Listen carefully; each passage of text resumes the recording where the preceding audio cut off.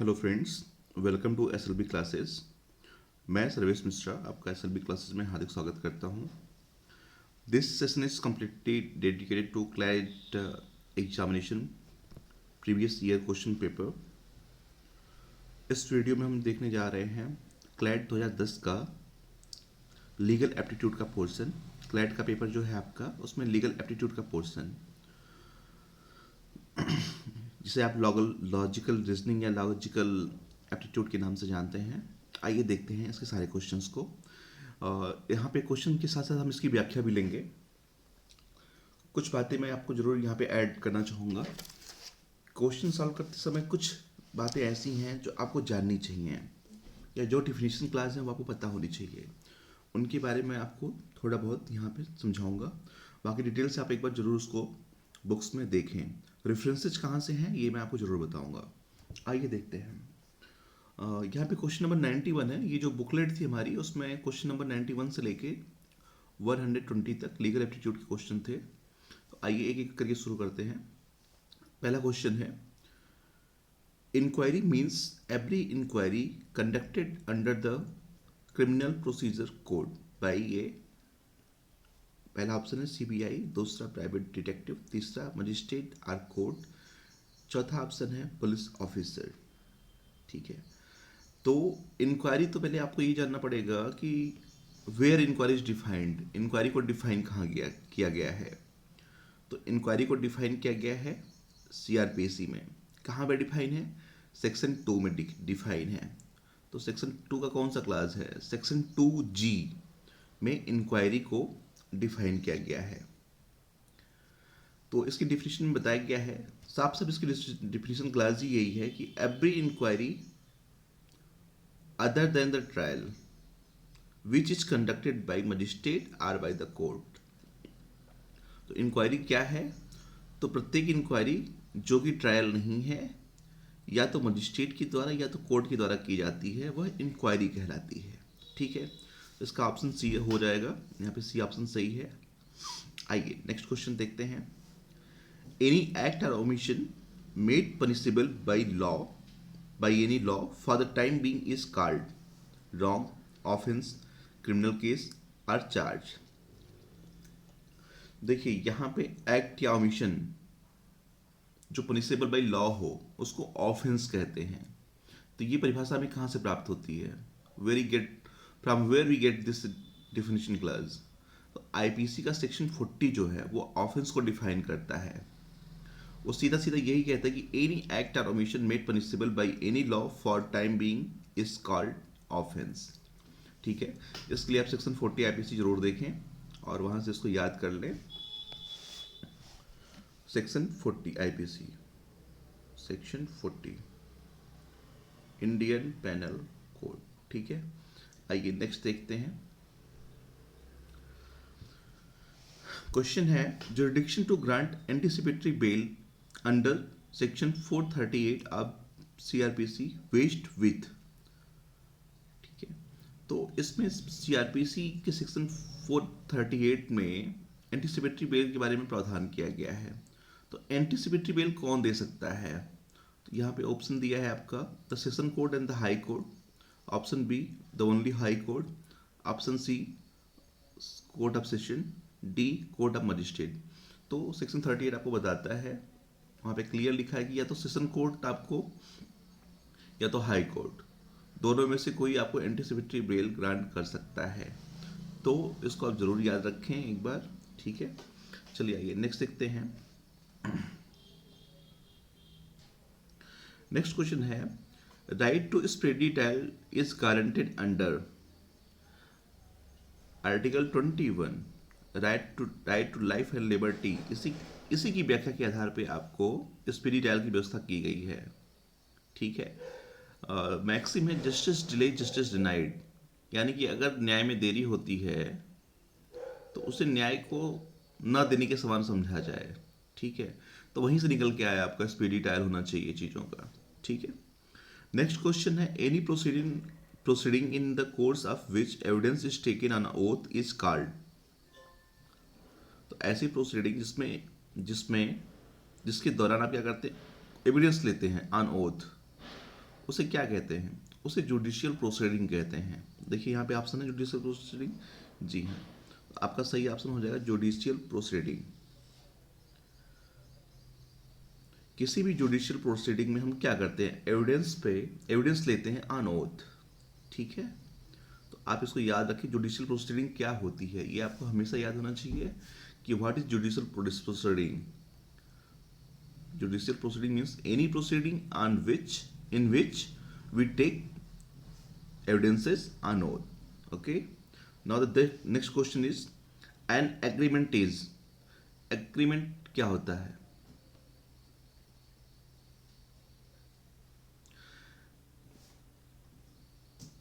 ठीक है, तो एग्रीमेंट जो है आपका, एग्रीमेंट एवरी प्रॉमिस, इसकी डेफिनेशन है सेक्शन 2E।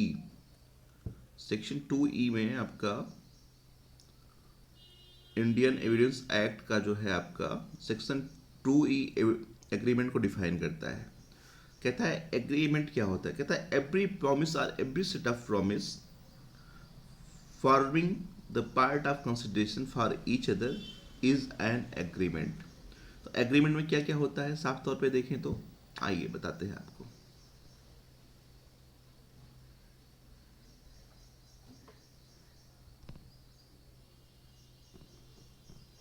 ठीक है,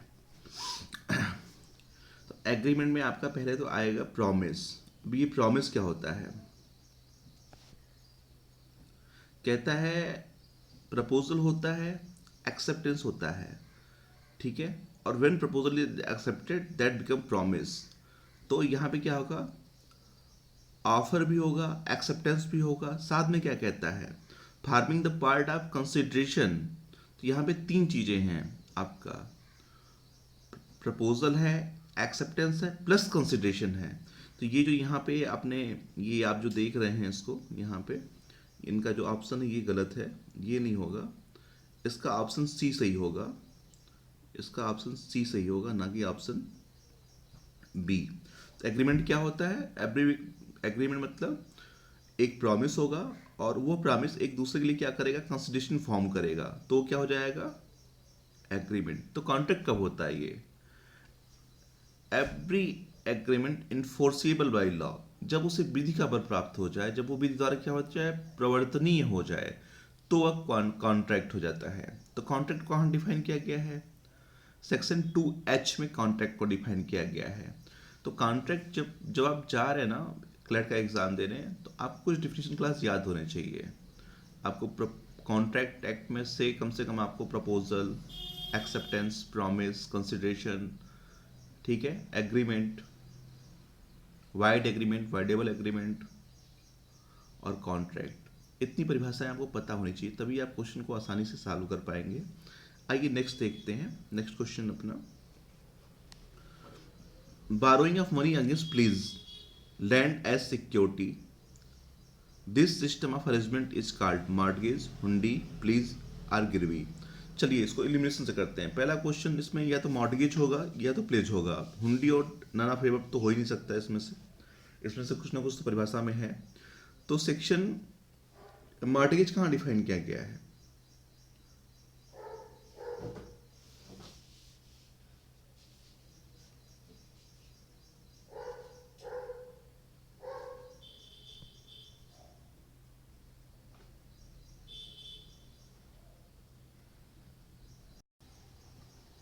आपका जो मॉर्टगेज है उसको डिफाइन किया गया है section 58 of transfer of property act में, ठीक है। अब यहाँ पे मॉर्टगेज को डिफाइन कैसे किया गया है? उस वहाँ पे कहा गया है कि mortgage is the transfer of an interest in specific movable property, ठीक है।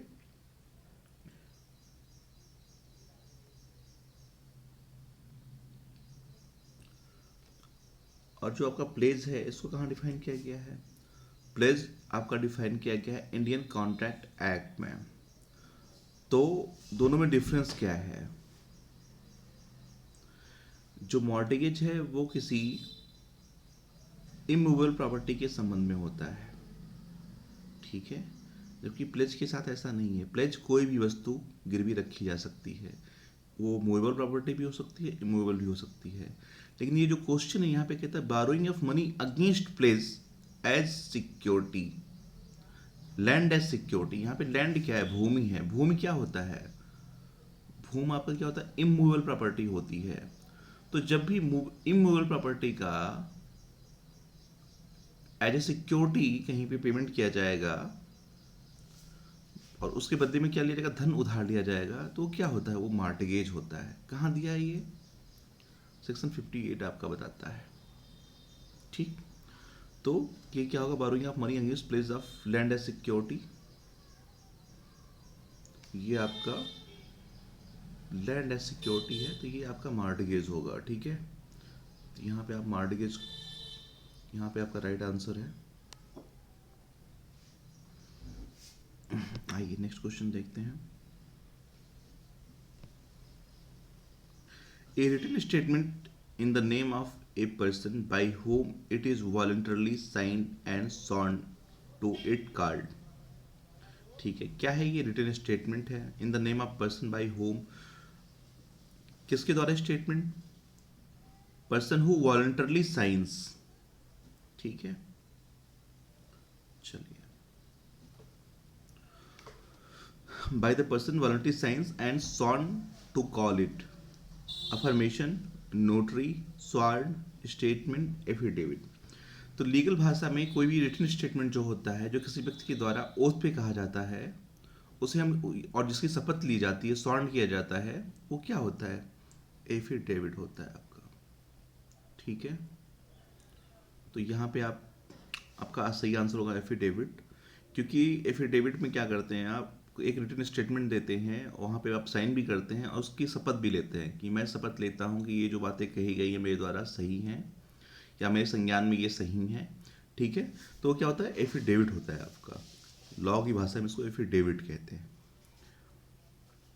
नेक्स्ट क्वेश्चन है, previous judgment cited by a court to decide on a similar set facts is judicial dicta, obiter dicta, precedent और case. तो previous judgment में cite किया गया है, कोई डिसीजन दिया गया, तो उसको क्या कहते हैं? पूर्व निर्णय, जिसकी अंग्रेजी क्या होती है? प्रेसिडेंट। तो आंसर क्या होगा आपका?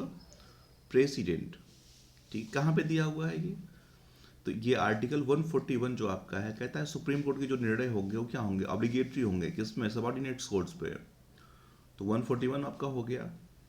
ठीक है, तो चलिए यहां से निकल के आता है। नेक्स्ट क्वेश्चन है, who was responsible for the introduction of public interest litigation. Public interest litigation को किसने इंट्रोड्यूस किया? तो जैसा आप सब जानते हैं, जस्टिस पी.एन. भगवती हैं, most renowned justice of India. इन्होंने क्या किया? पब्लिक इंटरेस्ट लिटिगेशन को क्या किया? भारत में जगह प्रदान की। ठीक है, तो चलिए, कब किया था ये? 1980 के दशक में, लगभग 1980 to 85 इस चीज़ का प्रारंभ माना जाता है। तो ये तभी से प्रारंभ हुआ है। तो पीआईएल के लिए कौन जिम्मेदार है भारत में? Justice P N. Bhagwati. Next question is, union territory of Andaman Nicobar island is within the jurisdiction of. तो ये 2010 का क्वेश्चन है। उस समय जो आपका जो कलकत्ता हाई कोर्ट था, उसके अंदर आता था आपका क्या? अंडमान निकोबार आइसलैंड। अगर अभी आपको जुरिडिक्शन को लेकर कोई सवाल हो तो आप उसको देख सकते हैं। और एक चीज़ और, ये जो सारे कोर्ट्स हैं, नंबर ऑफ हाई कोर्ट्स, कितने हाई कोर्ट हैं आपके टोटल, वो उनकी खंडपीठ का है, जुरिडिक्शन कहाँ पे, ये चीज़ें ये आपको याद होनी चाहिए। तो एक बार इसकी लिस्ट पूरी आप देख के जाएं, क्वेश्चन यहाँ से जरूर आएगा, और क्वेश्चन आएगा तो आपका गलत नहीं होना चाहिए। ठीक है, आइए नेक्स्ट क्वेश्चन देखते हैं। Dowry death is incorporated as an offence in Indian penal code under which section of IPC. तो पहली बात तो ये अमेंडमेंट किया गया है। अमेंडमेंट पर इसको क्या किया गया? इनकॉर्पोरेट किया गया, बाद में जोड़ा गया है। तो बाद में जोड़ा गया तो पक्का ये ABCD के फॉर्म में होगा, कभी पार्ट तो होगा नहीं। ठीक है, ये पार्ट पूछ नहीं रहा, ये सेक्शन पूछ रहा है। ठीक है, तो आप यहाँ पे कंफ्यूज बिल्कुल मत करिए। यहाँ पे सेक्शन पूछ रहा है आपसे, आपसे पार्ट तो पूछ ही नहीं रहा है। तो यहाँ पे जो दो ऑप्शन आपके ये दिए हुए हैं, तो ये तो पहले ही गलत हो गए। अब सेक्शन 304A और 304B है।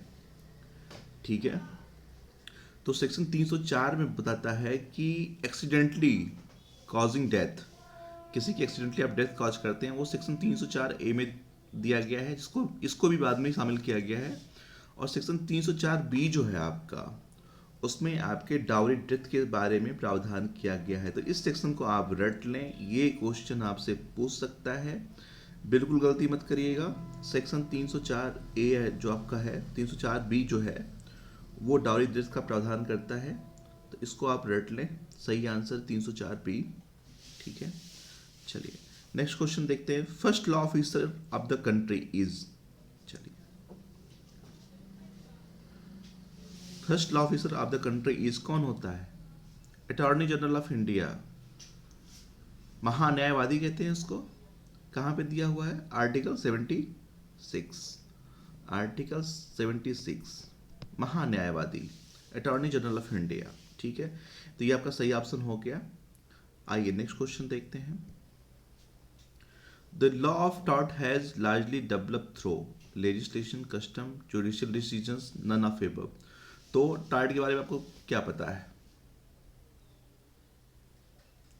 टॉर्ट कैसे डेवलप हुआ, इसके बारे में कुछ आपको पता है? ठीक है, देखिए जितने भी टॉर्ट हैं, ये कहाँ से निकल के आए? ये निकल के आए आपके कहाँ से? ब्रिटेन से।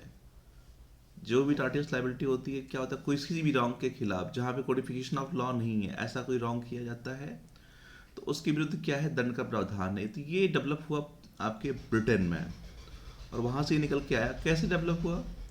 कोर्ट्स के थ्रू, उनके जजमेंट के थ्रू ये डेवलप हुआ। ठीक है, तो यहाँ पे जो ऑप्शन आपका जुडिशियल डिसीजन है, ये सही ऑप्शन है।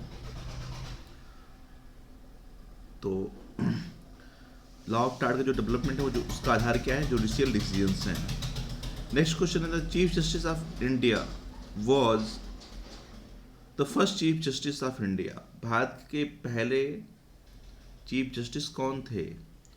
ये उत्तर तो आपको सबको पता होना चाहिए। पहले चीफ जस्टिस कौन थे? हीरालाल जे कानिया, इनका पूरा नाम था हीरालाल जे कानिया। ठीक है, ये हमारे पहले चीफ जस्टिस ऑफ इंडिया थे। आपको भारत का पहला चीफ जस्टिस, ठीक है, साथ में ही पहली महिला जस्टिस, चीफ जस्टिस, ये सारी बातें आपको याद रखनी पड़ेंगी। ठीक है, और यहीं से क्वेश्चन, ये सब क्वेश्चन पूछते हैं यहाँ पे। या वर्तमान में सुप्रीम कोर्ट में कितनी महिला जजेज हैं, ऐसे भी क्वेश्चन पूछ लेता है। या कितनी महिला जजेज ऐसे हैं जो सीधे बार काउंसिल से जिनका अपॉइंटमेंट किया गया है, इस तरह के क्वेश्चन आपसे पूछ सकता है। तो ये लीगल अवेयरनेस में क्वेश्चन आएगा, इसको जरूर देख लें। और आप एक विधि के स्टूडेंट बनने जा रहे हैं, तो आपको ये बेसिक बातें पता होनी चाहिए। आइए देखते हैं next question. A right available against world at large. ठीक है, ऐसा अधिकार जो विश्व के सभी लोगों के खिलाफ होता है। तो दो तरह के राइट होते हैं, राइट इन रेम और राइट इन पर्सोनम। ठीक है, अब आप सोच रहे होंगे कि ये राइट इन रेम क्या है और राइट इन पर्सोनम क्या है। तो अगर हम अधिकार को व्यक्तियों के आधार पे या इस देश में किसके विरुद्ध प्राप्त है उसके आधार पे बांटेंगे, तो उसमें एक निकल के आता है राइट इन रेम। ठीक है, तो ऐसा right which is available against the whole of the world, जो पूरे विश्व के विरुद्ध हमको प्राप्त है, वो क्या है? Right in rem. तो राइट इन पर्सोनम क्या है? The right which is available against any individual person, that is right in personam, against the person only. ठीक है, जो अधिकार हमें किसी व्यक्ति के खिलाफ प्राप्त होता है उसे राइट इन पर्सोनम कहते हैं, और राइट इन रेम किसे कहते हैं? The right available against the world at large. ठीक है, तो इसका आंसर हो जाएगा ऑप्शन सी। ठीक है, तो आप सी को ट्रिक मारे, इसमें बिल्कुल सही आंसर है आपका ये। Next question is mens rea means. Mens rea क्या है? तो आप जब आईपीसी की डिफिनेशन क्लास पढ़ते हैं, शुरू में ही आपको बताया गया mens rea is the mental element of crime. तो मेंटल एलिमेंट ऑफ क्राइम क्या होगा? अपराध का जो मेंटल एलिमेंट होगा वो क्या होगा? गिल्टी माइंड होगा। इसका सीधा सीधा आंसर आप मारिए, सीधे ऑप्शन सी। ठीक है, option C is correct answer. Next question is a person who makes an affidavit or deposition is called. ठीक है, उसे क्या कहते हैं? डेपोनेंट कहते हैं। जो भी एफिडेविट देता है उसे डेपोनेंट कहा जाता है। ठीक है। विधि भाषा में जब भी आप इसको देखेंगे तो एफिडेविट देने वाला व्यक्ति जो होता है, जो कहता है ऐसी ये बातें हम स्वीकार करते हैं, ऐसी ऐसी बातें हैं, उसे डिपोनेंट कहते हैं। आइए नेक्स्ट देखते हैं आपका the reason or ground of a judicial decision is known as obiter dicta, ratio decidendi, rational सोल, रेशनल टेनुरल। तो reason ground of a judicial decision is known as ratio decidendi. अब रेशियो डिसेंडाई जो होता है वो आपके ही किसी भी जुडिशियल डिसीजन का क्या होता है, आधार होता है। तो इसका जो सही ऑप्शन है option B. Option B is correct answer, ratio डिसेंडाई।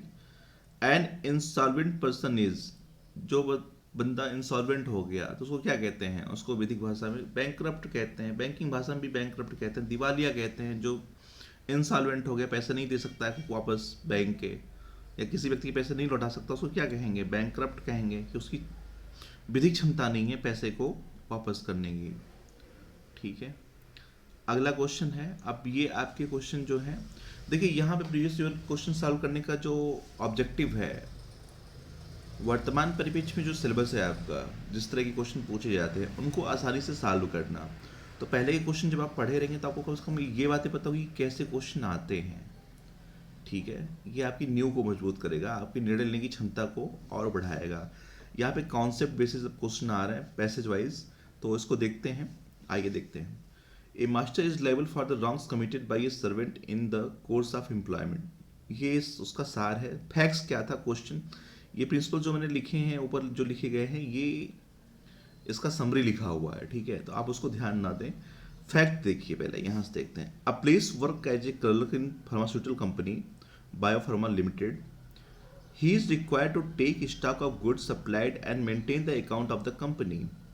Ramchandra, a friend of Ablaze from the neighbor village, came to meet Ablaze in office. Since Ramchandra did not have any acquaintance in the city, he gave 10,000 he had with him to Ablaze for the safekeeping. When Ramchandra returned to the office the next morning to collect the money from Ablaze, he learned that the letter has disappeared with his money.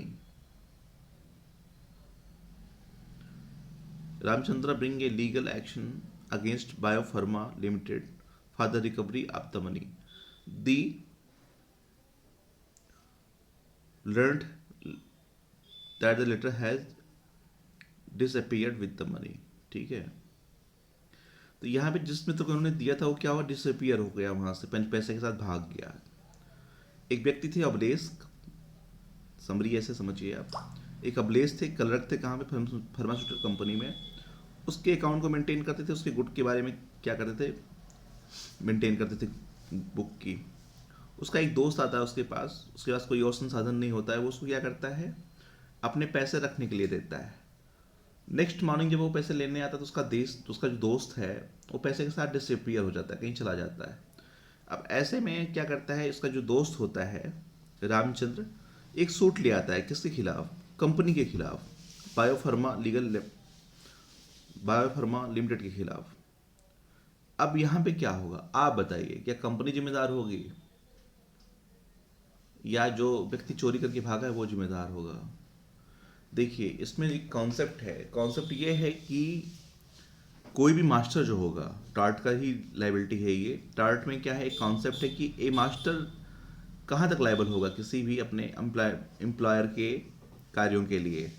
तो कहता है कि ऐसा कार्य जो उसके course of employment में जो किया जाए, कि कोई नौकर है जो कोर्स ऑफ एम्प्लॉयमेंट में काम कर रहा होगा, उसी के लिए ही कोई मास्टर लाइबल होगा, ना कि उसके व्यक्तिगत व्यवहार के लिए। तो यहाँ पे इसने उसको दिया, दोस्त समझ के वो लेके भाग गया, तो उसका तो व्यक्तिगत आचरण है ये, ना कि कंपनी के बिजनेस के कोर्स में किया गया कोई कार्य है। तो ऐसे में ये जो व्यक्ति होंगे इनको कंपनी के खिलाफ सूट लाने का कोई अधिकार नहीं होगा। तो इसमें जो ऑप्शन बी है आपका, ऑप्शन बी से ही हो जाएगा। Biopharma limited would not be liable as Ramchandra has no business transaction with the company. ठीक है, तो यहाँ पे रामचंद्र ने क्या किया, किसी कंपनी के साथ कोई बिजनेस नहीं किया था, जो उसका मैटर है वो उसका पर्सनल है, उसका और किसका, अवलेस का। तो ऐसे में कंपनी लायबल नहीं होगी। नेक्स्ट क्वेश्चन है, फैक्ट देखिए, A gives his woollen coat to dry cleaner along with the wife sari for the purpose of dry cleaning. He is told to collect the cloth after 2 days. When he comes after 2 days, he finds that he does not have enough money to pay dry cleaner. But since due to the winter he needs the coat desperately,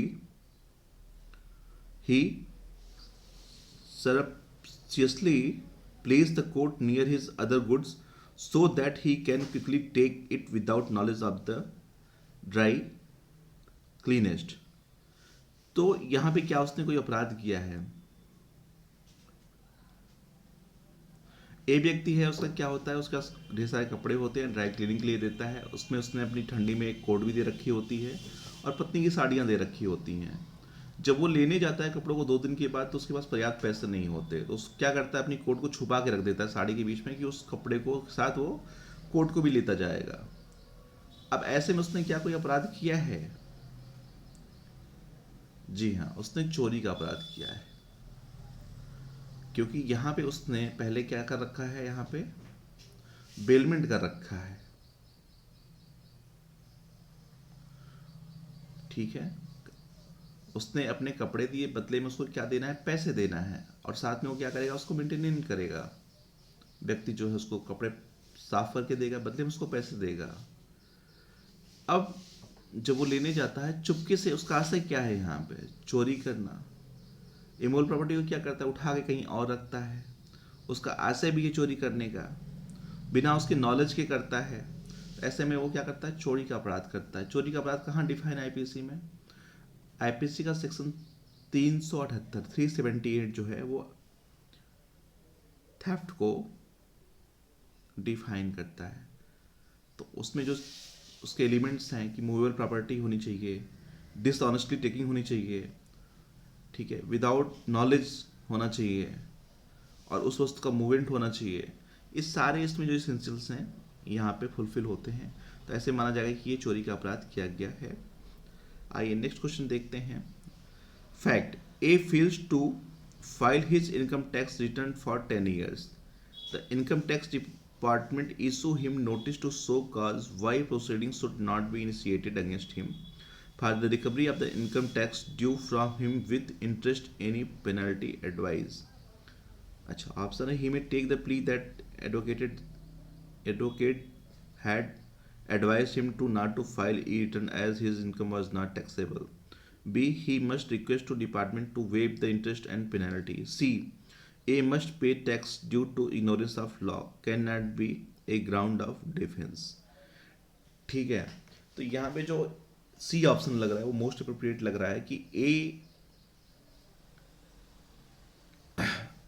A must pay the tax due as ignorance of law cannot be a ground of defense. भाई आपको tax जमा करना है, yearly to जमा करना है, आप जमा नहीं करते, 10 साल के बाद जाके आप क्या करते हैं, इनकम टैक्स फाइल करते हैं। तो ऐसे में आप क्या करते हैं, टैक्स की चोरी करते हैं, टैक्स इवेजन करते हैं आप। ठीक है, तो ऐसा प्ली आप नहीं ले सकते कि आपको लॉ नहीं पता था। इग्नोरेंस ऑफ लॉ है कि आपको पता ही नहीं कि ऐसा कोई लॉ है कि आपको टैक्स देना है। इंडिया में टैक्स लॉ एप्लीकेबल है तो सबको पता होना चाहिए। ठीक है, तो कोई ऐसा व्यक्ति ये प्ली नहीं दे सकता मिस्टेक ऑफ लॉ हो गया, यहाँ पे तथ्य ही नहीं पता है उनको कि लॉ, जितने भी लॉ हैं देश में, जो भी सबको पता हो ना पता हो, उन पे क्या होंगे, वो ऑब्लिगेटरी होंगे। तो ऐसा कोई प्ली लिया नहीं जा सकता। ठीक है, आइए नेक्स्ट क्वेश्चन देखते हैं। लीगल प्रिंसिपल, ठीक है, आइए फैक्ट्स देखते हैं। Arjun agrees to sell a house worth 10,000 for rest 10 to Amar. Decision, is the agreement void? भाई 10,000 का, 1 लाख का घोड़ा आप 10 रुपए में बेचने के लिए राजी हो जाते हैं, तो एग्रीमेंट कैसा है, ये वाइड होगा, वाइडेबल होगा, इलीगल होगा, क्या होगा? देखिए कॉन्ट्रैक्ट में सेक्शन 2D जो बताया गया है कि there must be an consideration, consideration होना चाहिए, वह कंसिडरेशन कितना होना चाहिए, कितना अप्रोप्रिएट होना चाहिए, ये चीज़ नहीं बताई गई है। ठीक है। तो किसी भी एग्रीमेंट को सेल करने के लिए, मेरी वस्तु है, मैं उसको 10 रुपये में बेचना चाहूँ, मैं 100 रुपये में बेचना चाहूँ, मैं 1000 रुपये में बेचना चाहूँ, ये हमारा पर्सनल चॉइस है। ठीक है। बट यहाँ पे फ्री कॉन्सेंट होना चाहिए। फ्री कॉन्सेंट सेक्शन 14 आपका, ठीक है, सेक्शन 14 फ्री कॉन्सेंट को डिफाइन करता है कि कोई भी एग्रीमेंट होगा वो फ्री कॉन्सेंट से दिया जाना चाहिए। ठीक है। अगर आपका कॉन्सेंट फ्री है तो यहाँ पे कंसिडरेशन कुछ भी हो सकता है, जरूरी नहीं है कि वो बहुत रीजनेबल ही हो, प्रॉपर ही हो, तभी वो एग्रीमेंट होगा। ठीक है। तो यहाँ पे अमाउंट ऑफ द एग्रीमेंट जो है कंसिडरेशन, वो इम्पॉर्टेंट नहीं है। यहाँ पे इम्पॉर्टेंट ये है कि आपका जो कंसिडरेशन है वो कुछ भी हो सकता है, आपका कॉन्सेंट जो है वो फ्री होना चाहिए। कॉन्सेंट क्या होना चाहिए? Consent must be free.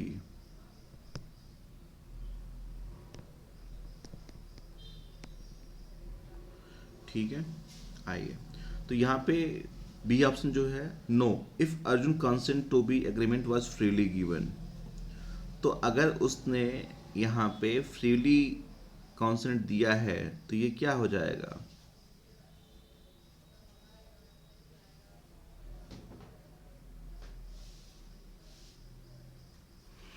तो वाइड नहीं होगा।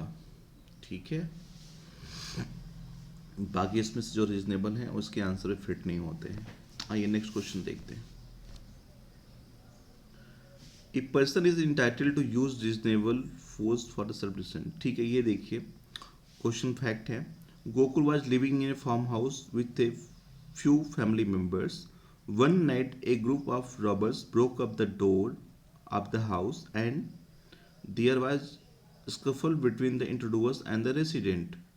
Gokul took up his pistol and fired a shot on one of the intruders.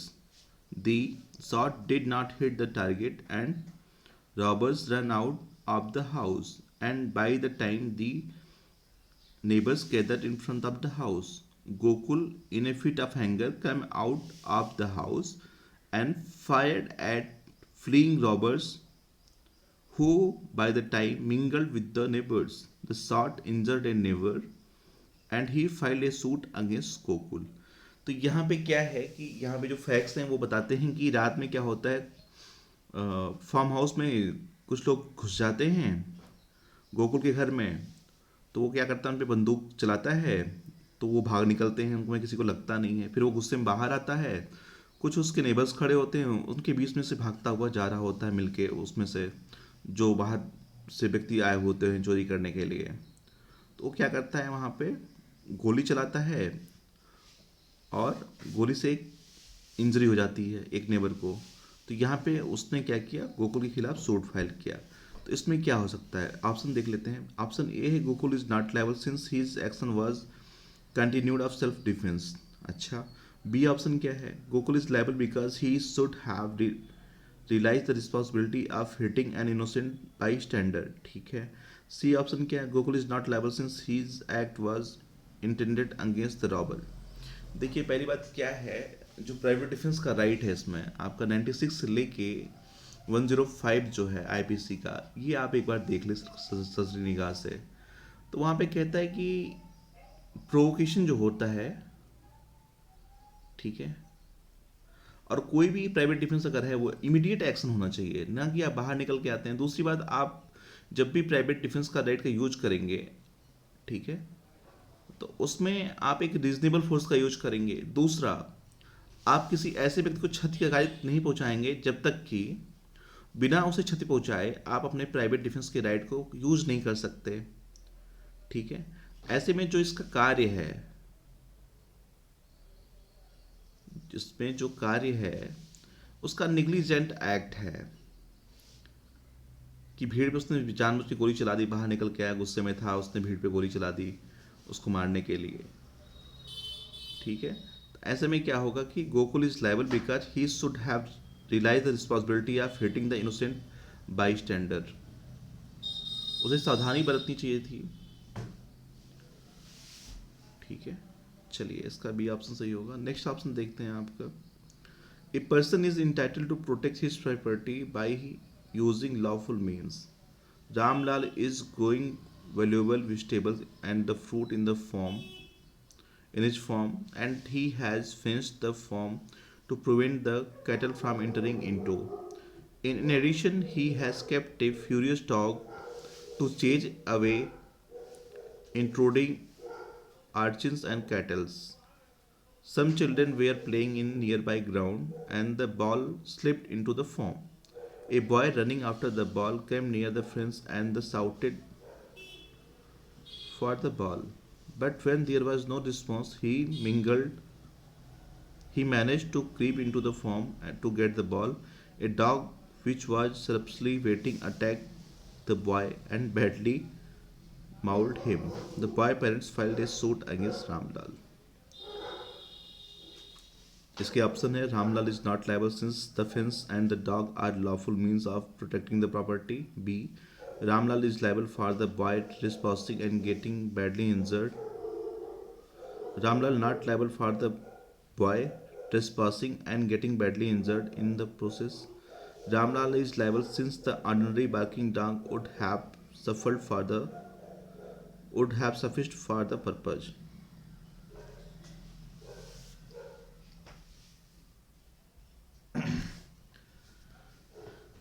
अच्छा, तो इसमें ऑप्शन सी से ही बताया गया है कि Ramlal is liable since the ordinary barking dog would have sufficed for the purpose.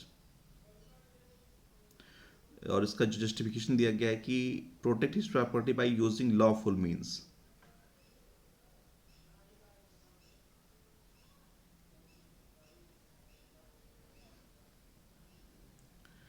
तो यहाँ पे जो मेजर्स अपनाए गए हैं वो उतने ही होने चाहिए कि जिससे आप उसकी सुरक्षा कर सके प्रॉपर्टी की. ठीक है, यहाँ पे किसी को नुकसान पहुंचाना आपका आशय नहीं होना चाहिए. चलिए आगे नेक्स्ट क्वेश्चन देखते हैं. Principle law does not take notice of trifles. Section 95 of IPC जो इस कॉन्सेप्ट को प्रदान करता है.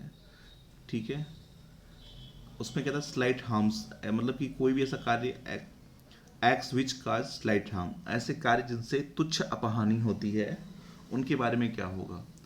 कहते हैं कि सामान्य प्रज्ञावान व्यक्ति जो है, अगर ऐसा कोई अपराध, ऐसा कोई कार्य है जिससे कि कोई अपराध नहीं बनता और एक सामान्य व्यक्ति उसकी कंप्लेन नहीं करेगा, तो ऐसे चीज़ों का क्या है, संज्ञान नहीं लिया जाना चाहिए एज ए ऑफेंस. तो यही प्रिंसिपल मैक्सिम है, law does not take notice of trifles. छोटी छोटी बातों का कोर्ट विधि क्या करती है, उसका कॉग्निजेंस नहीं लेती. ठीक है, चलिए आइए इसमें क्वेश्चन पढ़ते हैं. Keshav proposes to Govind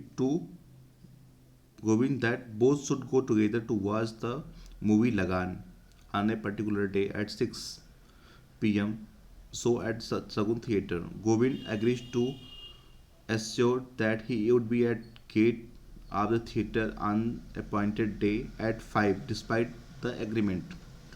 While Keshav patiently waits for the Govind on the set date at the theatre till 6, Govind fails to turn up. Keshav goes to the movie alone after paying double of the ticket amount.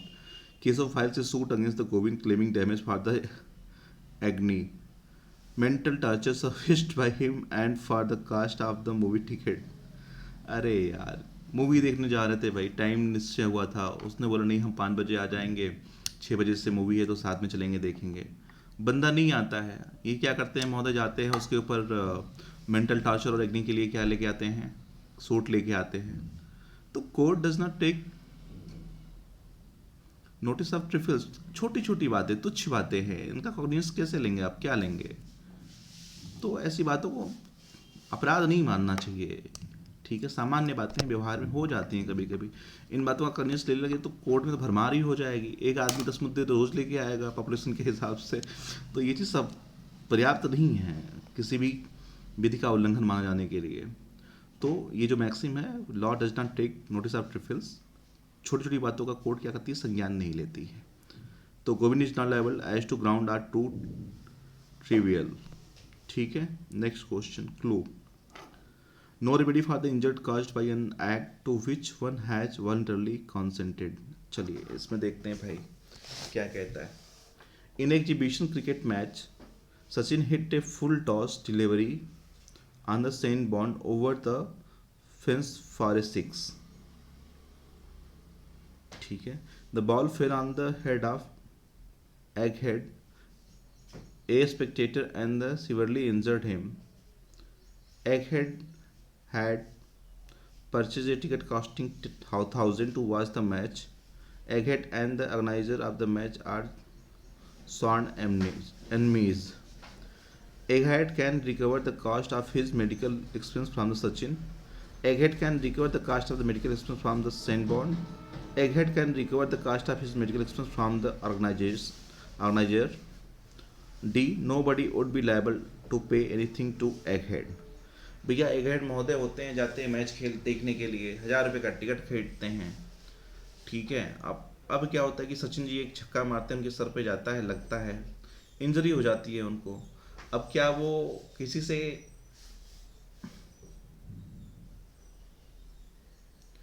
Damages claim कर सकते हैं? नहीं कर सकते हैं। क्यों भाई? Match हो रहा है, आपको ये पता है मैच खेलने के दौरान बॉल आएगी, अगर बॉल से आपको हिट होता तो यार किसी ने जानबूझ के आपके ऊपर हमला तो किया नहीं है। और यहाँ पे वॉलंटरली आपने कॉन्सेंट लिया है, इस रिस्क को उठाया है कि आप मैच देखने जाएंगे। तो मैच देखने के दौरान ये हो सकता है कि बॉल आके आपको हिट कर जाए। ऐसे में आप किसी से डैमेजेस क्लेम नहीं कर सकते। एंड यू वॉलंटरली यहाँ पे कॉन्सेंटेड कि आप यहाँ पे जा रहे हैं मैच देखने, तो संभावना है बॉल आके आपके पास आ सकती है। ऐसे में आप इसकी कोई राइट यहाँ पे पैदा नहीं होते, ठीक है। और जब आप वॉलंटरली किसी को कॉन्सेंट देते हैं, सहमत देते हैं, तो वहाँ पे फिर आप उससे हुई क्षति के लिए, डैमेजेस के लिए आप क्लेम नहीं कर सकते। आइए नेक्स्ट देखते हैं। A lease agreement between the landlord and the tenant provide that the tenant would spend his money in renoving the house and adjust it against the monthly rent of 4000. The tenant in the course of renovation covered the courtyard which was open, and for the covering the courtyard he spent 1 lakh. When he sought the adjust and against the rent, landlord argued that the renovation did not include covering of the courtyard. The landlord's submission was that the contract was void on account of uncertainty. ठीक है, इसमें क्या है? The clause concerning renovation is valid because the cost incurred was clearly identified. B. The clause concerning renovation is void because the landlord and the amount had different perceptions thereof. ठीक है, अब इन्होंने ये चीज़ तो बताई नहीं, तो यहाँ पे कह रहा है कि जो मीनिंग एग्रीमेंट का सर्टेन नहीं है, इसलिए वाइड हो जाएगा। जैसे कि दो लोग आपस में तेल खरीदने का एग्रीमेंट करते हैं, ठीक है। अब तेल खरीदने का एग्रीमेंट हो गया तो सामने वाला लेके आता है खाने का तेल, आपको दे देता है, बोलता भैया ये लीजिए खाने का तेल। सामने वाला बोलता है नहीं, हमने तो पेट्रोल मांगा था आपसे। ऐसे में क्या होगा, जब अनसर्टेन होती हैं चीज़ें कॉन्ट्रैक्ट में, तो क्या होती है? वाइड, ठीक है। एग्रीमेंट फॉर अनसर्टेनिटी वाइड कहाँ पे दिया है? सेक्शन 29, आई होप सेक्शन 29 में दिया हुआ है ये इंडियन कॉन्ट्रैक्ट एक्ट के।